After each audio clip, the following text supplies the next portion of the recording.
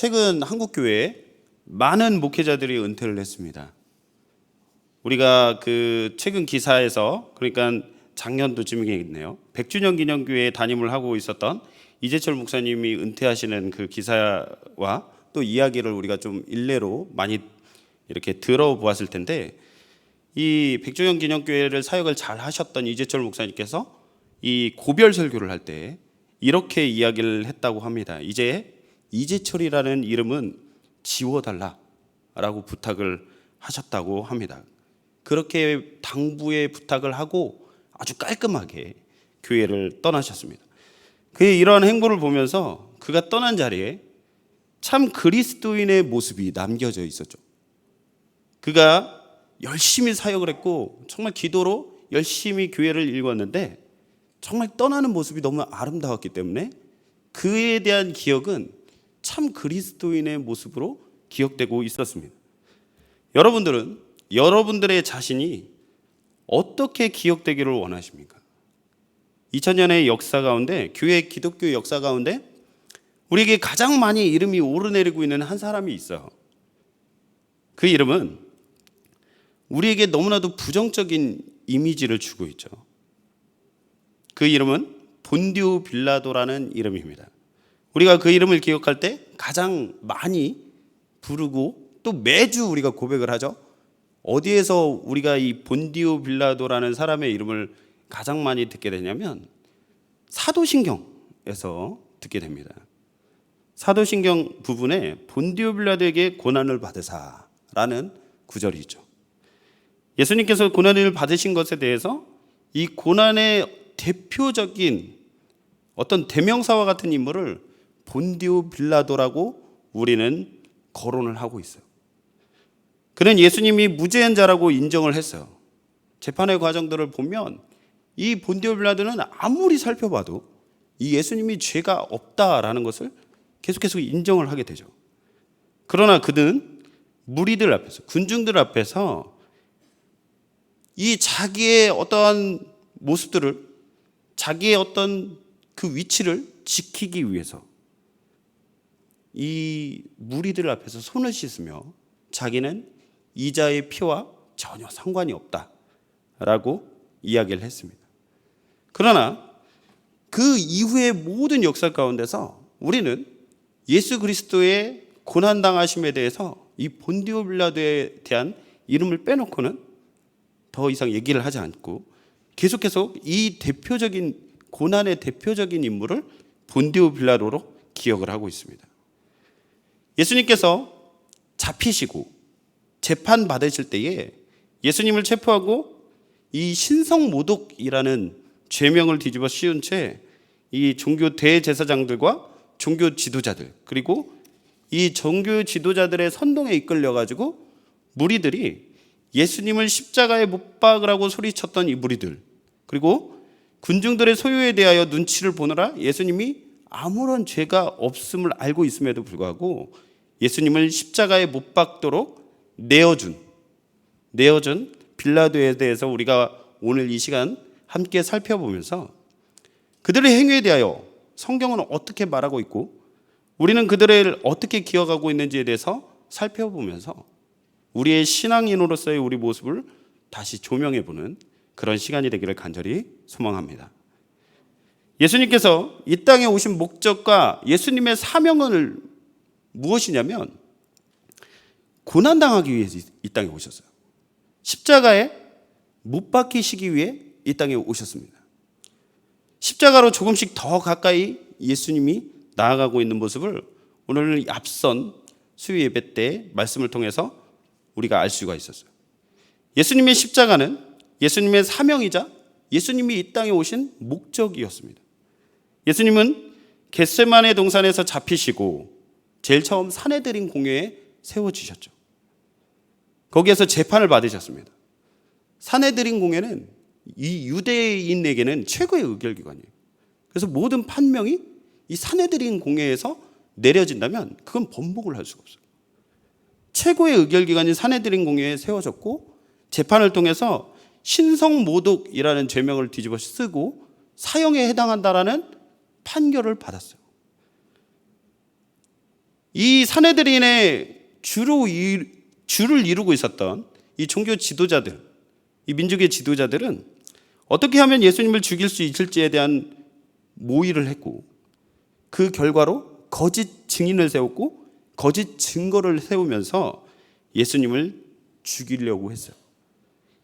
그들의 의도대로 예수님은 신성 모독이다라는 죄명을 뒤집어 썼습니다. 산헤드린 공회에서 재판을 받으신 후에 예수님은 로마의 총독인 본디오 빌라도에게도 끌려가게 됩니다. 왜 산헤드린 공회에서 사형의 언도를 받고 또 본디오 빌라도에게 끌려가게 되었냐면, 당시 이 유대 땅은 로마가 다스리고 있었기 때문에 식민 통치를 당했던 유대 민족에게는 사형을 언도할 수 있는 권한이 없었어요. 그렇기 때문에 이 지역을 다스리고 있던 총독이 이 재판을 해줘야만 그것이 법적으로 실효가 있었기 때문에 이 본디오 빌라도에게 끌고 갔던 것입니다. 예수님께서 빌라도 앞에 섰을 때에 빌라도가 예수님께 이렇게 물었어요. 네가 유대인의 왕이냐? 이렇게 질문하셨을 때 예수님께서 내 말이 옳도다, 이 한마디 외에는 다른 말을 하지 않으셨죠. 침묵하셨습니다. 이 장면에서 빌라도는 놀랐어요. 왜 놀랐냐면, 이 로마의 법 안에서는 죄인들이 고발을 듣고 고발된 자가 자기를 위해서 변호하는, 소명하는 시간이 있어요. 그리고 증인의 증언을 듣고 재판관이 이 모든 상황들을 종합해 보기 위해서 잠시 물러나서 조언자들과 이 증언에 대해서, 이 변호하는, 자기에 대해서 소명하는 이 피고인의 그 이야기를 듣고 그것을 종합해서 선고를 내리는 방식이 재판의 방식이었다는 거죠. 근데 예수님은 자기를 변호하지 않으셨어요. 왜냐하면 그분의 목적이 십자가를 지기 위한 것이기 때문이었습니다. 예수님의 죽음이 이 상황을 보았을 때는 마치 재판관인 빌라도가 이 선택을 하고 결정한 상황에 따라서 예수님을 죽이는 것 같이 보였으나, 예수님의 죽음을 결정할 수 있는 권세는 산헤드린 공회나 이 본디오 빌라도에게 있는 것이 아니었죠. 예수님은 그들의 판단에 의해 죽으시는 것이 아니라 하나님의 공의로운 뜻에 따라 하나님의 뜻을 이루시고자 자발적인 순종을 통해서 당하신 순종을 하신 것입니다. 이 순종의 자리로, 죽음의 자리로 나아가신 것이었어요. 예수님은 인류가 당할 형벌을, 대속적 죽음을 이 속량을 하시기 위해서, 우리의 모든 죄의 값을 치러주시기 위해서 이 죽음의 자리로 나아갔던 것입니다. 하나님의 뜻에 따라 예수님은 죽음의 자리로 나아갔습니다. 빌라도는 사실 예수님이 무죄함에 대해서 알고 있었어요. 예수님을 아무리 판명을 해보려고 해도 죄가 없다라는 사실을 알고 있었어요. 유대 지도자들이 예수님이 죄인이다라고 고발하면서 가지고 온 죄명이 뭐였냐면 신성모독이었어요. 이 빌라도는 이 유대 지도자들이 예수님을 시기해서 이러한 죄명을 뒤집어 씌워서 죽이려 한다라는 그 의도를 간파하고 있었죠. 이 신성모독이라는 죄명은 사실 로마의 총독인 빌라도에게는 그닥 의미가 있는 것은 아닙니다. 유대인의 재판에서는 굉장히 중요한 의미가 있는 것으로 통했을지 몰라도 로마 법안에서는, 이 재판 안에서는 그렇지 않았다라는 거죠. 이 문제는 유대인의 문제였지 로마의 통치와 로마가 이렇게 법을 세우고 그것을 통해서 이 식민 통치를 받고 있는 유대 땅을 다스리는 데는 그닥 관심사는 아니었어요. 그래서 빌라도는 예수님을 명절의 특사로 내보내려고 계획을 세웁니다. 당시에 이 총독의 권한에 따라서 죄수 한 명을 풀어주는 전례가 있었다라는 거죠. 그래서 예수님을, 특별한 죄가 없는 이 예수님을 풀어주고자 했어요. 그렇게 시도하는 이 방법은 어떻게 진행이 되었냐면, 이 예수님과 살인자를 비교하면서 누구를 풀어줄까 무리에게 선택을 하도록 했습니다. 바라바와 예수님 중에서 어느 누구를 풀어주기를 원하는지에 대해서 이 군중들 무리들에게 묻고 있었죠. 빌라도는 자기에게 어떠한 책임이 따르는 것에 대해서 굉장히 꺼려하는 사람이에요. 어떠한 책임이 자기에게 주어지는 것에 대해서 굉장히 꺼려하는 사람이에요. 제가 이런 문헌들을 살펴보니까 당시 빌라도는 로마 안에서 굉장히 신임을 받지는 못했던 걸로 이렇게 기록이 되어 있더라고요. 그러니까 눈치를 보는 거죠. 이 유대 땅에서 자기가 통치하고 있는 이 기간 동안에 뭔 일이 있으면 그 모든 책임을 자기가 져야 했기 때문에 극도로 꺼려하는 거예요. 자기가 총독으로 있는 유대 땅에서 특별한 문제가 발생하는 것에 대해서 엄청난 부담을 가지고 있었어요. 아마도 빌라도는 당연히 유대인들에 의해서 특별한 제명이 없었던, 그래서 이 종교 지도자들과 이 지도자들에 의해서 끌려왔던 이 예수님을 무리들이 놓아달라고 외칠 줄을 알았던 것입니다. 왜냐하면 예수님께서 예루살렘에 입성하실 때 수많은 군중들이 와서 호산나 다윗의 자손이요 라고 외치면서 환영해 주었기 때문에 그렇습니다. 이 빌라도는 알고 있었죠. 이 무리들은, 종교 지도자들과 민족의 지도자들은 이 예수님을 시기해서 잡아 죽이려고 했지만 무리들만큼은 이 예수님에 대해서 열렬한 지지와 환호를 보낼 것이다 라고 예상을 했습니다. 그런데 그의 의도와는 다르게 군중들은 예수님을 선택하지 않고 바라바를 놓아달라고 외쳤습니다. 그러면 여기에서 궁금한 게 있죠. 바라바라는 사람은 도대체 어떤 사람인가 하는 것입니다. 왜 군중들은 바라바를 선택했을까? 바라바라는 사람은 굉장히 유명한 사람인 것 같아요. 이 당시에. 특별히 마가복음 15장 7절에 보니까 밀란을 꾸미고 그 밀란 중에 살해하고 체포된 자 중에 바라바라 하는 자가 있는지라라고 기록이 되어 있어요. 바라바는 로마 제국으로부터 이 유대의 독립을 쟁취하기 위해서 이 열심당에 들어서 이 혁명적인 독립을 쟁취하기 위한 운동을 했던 사람인 걸로 추측해 볼 수가 있어요. 그는 당시에 일반인에게도 잘 알려진 유명한 사람이었어요. 범죄자이긴 했지만 이 어떻게 보면 유대 민족에게는 어떤 사람이요? 그 로빈훗과 같은 아주 대단한 사람이었대요. 유명한 죄수였습니다. 그리고 놀랍게도 찾아보다 보니까 그렇더라고요. 바라바의 이름 또한 예수라는 이름을 갖고 있어요. 바라바 예수 바라바. 정말 재미있게 지금 빌라도가 사면을 해주겠다고 두 명을 내세웠는데 두 사람의 이름이 누구냐면 예수 바라바와 예수 그리스도, 두 명의 예수를 들고 있는 거죠. 예수라는 이름의 뜻은 우리가 여호수아에서도 보아서 알 수 있듯이 하나님이 구원하신다라는 의미를 갖고 있습니다. 이름은 같지만 그 구원을 이루는 방식이 조금은 다르죠. 이 바라바 예수는 칼에 의해서 일시적인 어떠한 해방을 위해, 이 로마의 속박으로부터의 해방을 위해 그것을 꿈꾸는 급진적인 사람이었고, 예수 그리스도는 자신의 십자가 희생을 통하여서 하나님의 뜻을 이루시기 위해 이 땅에 오셔서 자신의 십자가 희생을 통해 영원한 생명을 우리 인류에게 주시기 위해 죄와 사망의 그 엄청난 고통을 이 영원한 생명으로 바꿔주시기 위해 이 땅에 오신 메시아 예수 그리스도였습니다. 그러나 군중들은 지금 현실에서의 그 시선으로만 이 바라바, 예수 바라바를 영웅적인 그 모습만을 보고 선택을 한 것입니다. 빌라도는 예수님이 죄가 없다는 사실을 잘 알고 있었어요. 그리고 그가 재판석에 앉아 있을 때 또 한 가지 사건이 있죠. 그의 아내가 사람을 보내요. 저 옳은 사람에게 아무 상관도 하지 말라라고 당부를 합니다. 왜 그러냐면 당시 로마에는 굉장히 미신적인 풍습이 많아요. 꿈과 환상 이런 것들을 통해서 신적 계시에 대한 그 확실한 믿음이 있었다라는 거죠. 이 아내가 뭐라고 이야기를 하냐면 이 예수로 인해서 꿈에 굉장히 고통을 받았다라는 이야기를 하면서 이 사람에 대해서 아무 상관도 하지 말라고 당부를 했습니다. 근데 그럴 때에 어떤 일이 일어났냐면 대제사장들과 장로들이 무리를, 군중들을 선동을 하기 시작을 해요.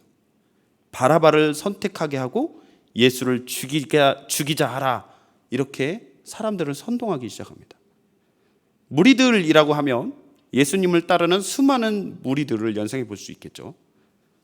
이 무리들이 예수님을 따르자 그것에 대한 시기와 질투를 한 종교 지도자들이 예수님을 죽이기로 작정을 했잖아요.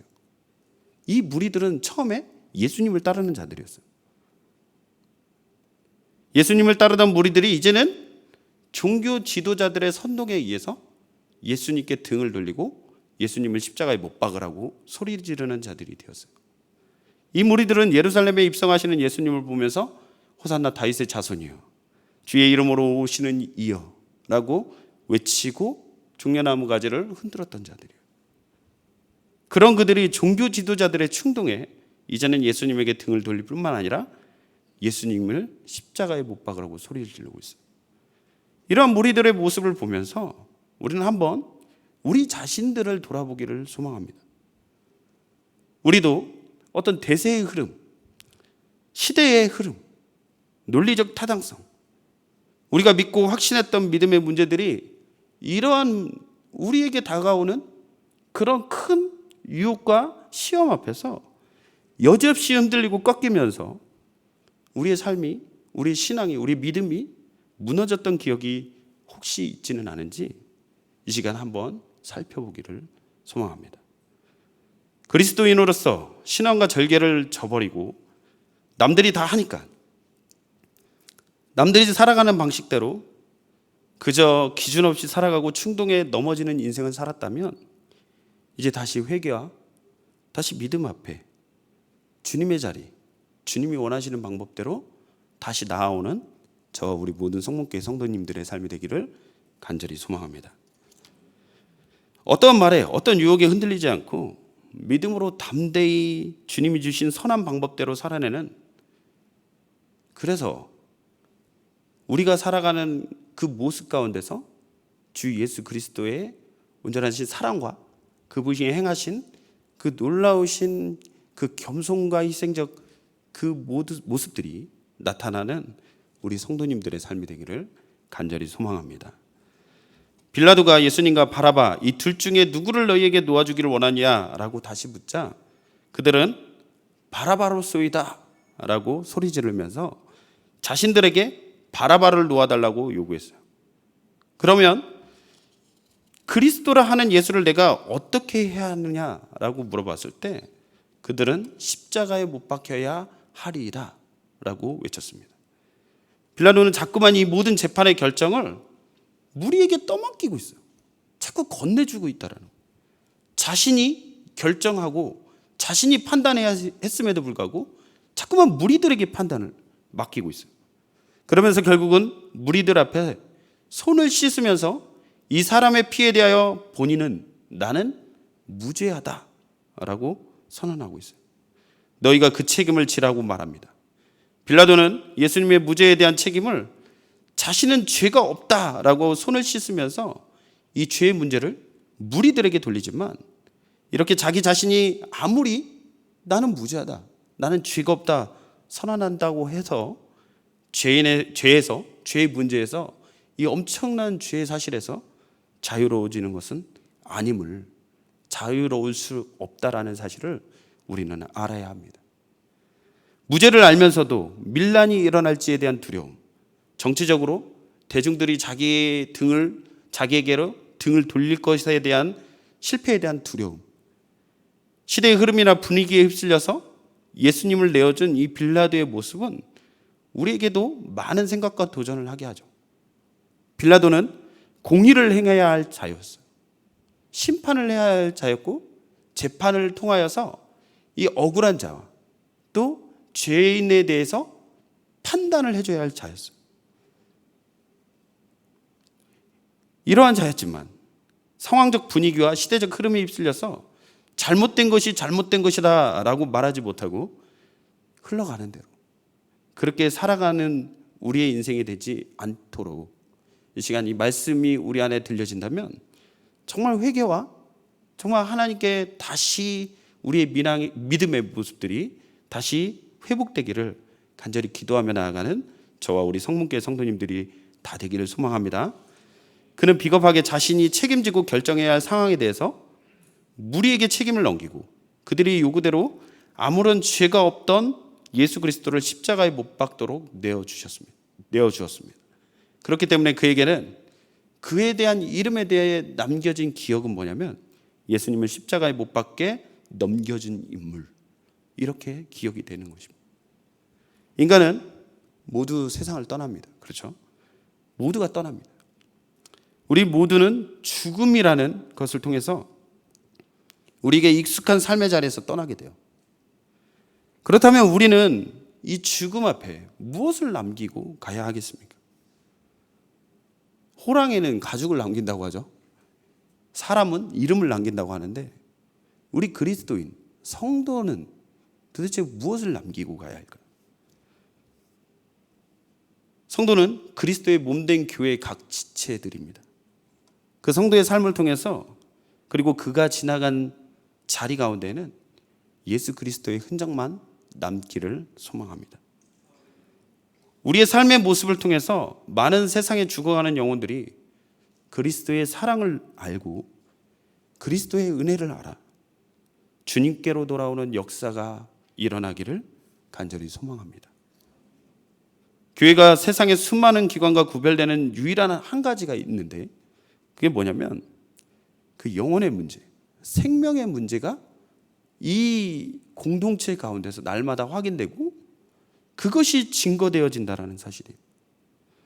주님의 몸된 교회가 모든 성도들에게 날마다 주님이 주신 그 생명이 선포되고 생명을 누리며 생명에 대한 그 약속이 확인되는 그것을 알기에 우리는 소망이 있는 사람들이죠. 교회는 생명을 남깁니다. 생명은 우리 주 예수 그리스도이십니다. 그래서 교회가 각 성도, 각 사람이 그들의 삶을 통해서 남겨야 하는 것은 생명, 주 예수 그리스도이십니다. 성도들의 삶을 통해서 이 땅 곳곳에 예수 그리스도의 생명, 그분의 이름만 남게 되기를 간절히 소망합니다. 성도 한 사람 한 사람을 기억할 때 그의 삶의 모습을 통해서 그리스도가 보였고 그리스도의 사랑이 기억된다면 그 삶은 참으로 의미 있는 삶, 하나님께서 원하시는 삶을 살아냈노라 라고 이야기할 수 있을 것입니다. 우리를 통해 우리의 삶의 모습을 통해서 그리스도만, 그분의 사랑만 나타나지기를 간절히 소망합니다. 우리를 기억하는 누군가의 입가에 미소가 번지고 그분의 삶은 참으로 그리스도인다웠다 라고 기억되는 그러한 삶을 예수의 흔적으로 살아가는 우리 성문교회 모든 성도님들의 삶이 되기를 간절히 소망합니다. 빌라도는 예수 그리스도를 십자가에 못 박히도록 넘겨준 인물로 우리의 기억 속에 남겨져 있어요. 우리는 우리 성문교회 모든 성도님들은 그리스도의 사랑을, 그분의 흔적을 우리 믿음의 다음 세대들에게, 오고 오는 세대들 가운데 잘 건네주는 그런 성도들의 삶이 되기를 간절히 소망합니다. 이 시간 함께 찬양하며